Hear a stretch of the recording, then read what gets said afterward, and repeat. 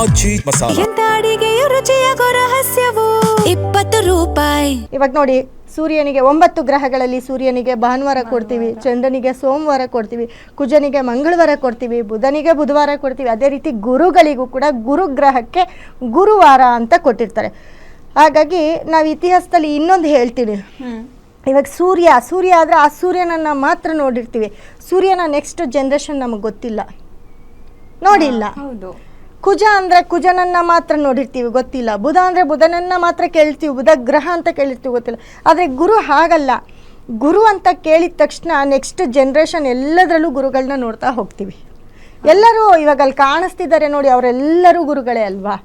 ಇವ್ರನ್ನ ಕಣ್ಣಿಂದ ನೋಡಿರ್ತೀವಿ, ಮಾತಾಡಿಸಿರ್ತೀವಿ, ಇವರ ಒಂದು ಮಾರ್ಗದರ್ಶನವನ್ನು ತಗೊಳ್ತಿರ್ತೀವಿ, ಇವರ ಇತಿಹಾಸವನ್ನು ಓದ್ತಾ ಇರ್ತೀವಿ, ನೋಡ್ತಾ ಇರ್ತೀವಿ. ಅದಕ್ಕೆ ಇವರಿಷ್ಟು ಫೇಮಸ್ಸು. ಗುರು ಅನ್ನೋದೇ ಫೇಮಸ್. ಇವಾಗ ಗುರು ಅಂತ ಅಂದರೆ ನೋಡಿ, ಇವಾಗ ಮದರ್ ತೆರೇಸಾ ಅವ್ರನ್ನ ತೋರಿಸ್ತಿದ್ದಾರೆ. ಮದರ್ ತೆರೇಸಾ ಅಂದಾಗ ಗುರು ಅಂದರೆ ಬರೀ ಗಂಡು ಮಕ್ಕಳೇ ಗುರು ಆಗಬೇಕು, ಗಂಡಸರೇ ಗುರು ಆಗಬೇಕು ಅಂತ ಅಲ್ಲ. ಇಲ್ಲ ನೋಡಿ, ಆ ಮಾತಾಜಿ ಆಗಿರ್ಬೋದು, ಮದರ್ ತೆರೇಸಾ, ಇವರೆಲ್ಲರೂ ಕೂಡ ಇವರೇನಪ್ಪ ಅಂತಂದರೆ ನಾವು ಕಣ್ಣಾರ ಜೀವಂತವಾಗಿ ನೋಡಿ ಇತಿಹಾಸನ ಸೃಷ್ಟಿ ಮಾಡಿರ್ತಕ್ಕಂಥ ಗುರುಗಳು ಇವರು. ಹೌದು ಹೌದು. ನಾವು ಫೋಟೋಲ್ಲಿ ನೋಡಿರೋದು ಬೇರೆ, ಇತಿಹಾಸ ಕೇಳಿರೋದು ಬೇರೆ. ಆದರೆ ಇವ್ರನ್ನ ನೋಡಿ ಇವರು ಇರೋದನ್ನ ನಾವು ನೋಡಿದೀವಿ. ಇವಾಗ ನಾವು ರಾಘವೇಂದ್ರ ಸ್ವಾಮಿ ಸಾಯಿಬಾಬಾ ಅಂತೆಲ್ಲ ನೋಡಿದ್ರೆ ಪುರಾಣದಲ್ಲಿ ಆಗಿದೆ, ದೇವರು ಅಂತ ಆಗಿದೆ. ಬಟ್ ಇವರೆಲ್ಲ ಮನುಷ್ಯರು, ನಾವು ಕಣ್ಣಾರೆ ಕಂಡಿದೀವಿ, ನಮ್ಮಗಳ ಜೊತೆ ಓಡಾಡಿದ್ದಾರೆ. ಅವರು ಈ ಒಂದು ಕಲಿಯುಗಕ್ಕೆ ಏನು ಬೇಕು ಅದನ್ನ ಸ್ಥಾಪಿಸಿ ಹೋಗಿದ್ದಾರೆ. ಇವಾಗೂ ಕೂಡ ಅದನ್ನ ನಡ್ಕೊಂಡೇ ಬರ್ತಿದೆ. ಈ ಒಂದು ಗುರು, ನಾವೇನು ಹೇಳ್ತೀವಿ, ನಮ್ಮ ಮೊದಲ ಗುರು ನಮ್ಮ ತಾಯಿ ತಂದೆ ಅಂತ ಹೇಳ್ತೀವಿ.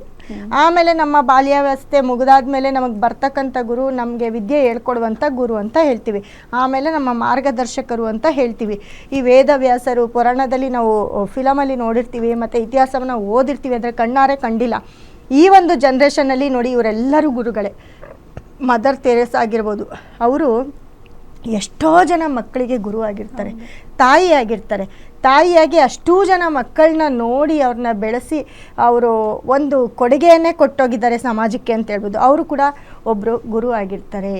ಜೊತೆಗೆ ನಾವೇನು ಹೇಳ್ತೀವಿ, ಇವರು ತುಮಕೂರು ಸಿದ್ಧಗಂಗಾ ಮಠದ ಶಿವಕುಮಾರ ಸ್ವಾಮೀಜಿಗಳು, ಅವರು ಕೂಡ ನಡೆದಾಡುವಂಥ ದೇವರು ಅಂತ ನಾವು ಹೇಳ್ತಿದ್ವಿ. ಯಾಕಂದರೆ ಅವರು ಅವರ ಒಂದು ಜೀವನವನ್ನು ಬಹಳ ಮುಖ್ಯವಾದ ಪಾತ್ರ ಅವ್ರದ್ದಾಗಿತ್ತು. ಯಾಕಂದರೆ ಅವ್ರನ್ನೂ ಕೂಡ ನೋಡಿ ಮಾತಾಡಿಸಿ ಅವರ ಒಂದು ಮಾರ್ಗದರ್ಶನ ಪಡ್ಕೊಳ್ದಿರೋರು ಇಲ್ಲ. ಯಾಕಂದರೆ ಅವರೇ ಪುಣ್ಯವಂತರು, ಅವರ ಆಶೀರ್ವಾದ ಯಾರ್ಯಾರು ತೊಗೊಂಡಿದ್ದಾರೋ ಅವರೇ ಪುಣ್ಯವಂತರು ಅಂತ ಹೇಳ್ಬೋದು. ಇವರೆಲ್ಲರೂ ಕೂಡ ನಮ್ಮ ಕಣ್ಣಿಗೆ ಕಾಣಿಸಿರೋ ಅಂಥ ಗುರುಗಳಾಗಿರ್ತಾರೆ. ಇವರ ಒಂದು ಆಶೀರ್ವಾದಕ್ಕೆ, ಅವರ ಒಂದೊಂದು ಮಾತಿಗೆ, ಅವರ ಬ್ಲೆಸ್ಸಿಂಗ್ಗೆ ಜನ ಕಾದು ಕುಳಿತುಕೊಳ್ತಾ ಇದ್ರು ಅವ್ರನ್ನ ನೋಡಿ.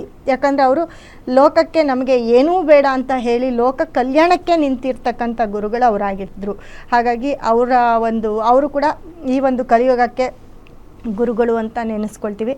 ಅದರ ಜೊತೆಗೆ ಪ್ರತಿಯೊಬ್ಬರು ಗುರುಗಳು ಇವಾಗ ಯಾರಿದ್ದಾರೆ ಗುರುಸ್ಥಾನದಲ್ಲಿ, ಮಠಾಧ್ಯಕ್ಷರಾಗಿರ್ಬೋದು, ಅಥವಾ ಯಾರೆಲ್ಲ ಗುರುಗಳಾಗಿ ಪ್ರವಚನವನ್ನು ಕೊಡ್ತಾ ಇದ್ದಾರೆ, ಅವರೆಲ್ಲರೂ ಕೂಡ ಗುರುಗಳ ಒಂದು ಸ್ಥಾನದಲ್ಲಿರೋದ್ರಿಂದ ಅವರೆಲ್ಲರ ಆಶೀರ್ವಾದಕ್ಕೆ ನಾವು ಕೂಡ ಬಹಳಷ್ಟು ಮಠಗಳಿಗೆ ಹೋಗ್ತಾ ಇರ್ತೀವಿ.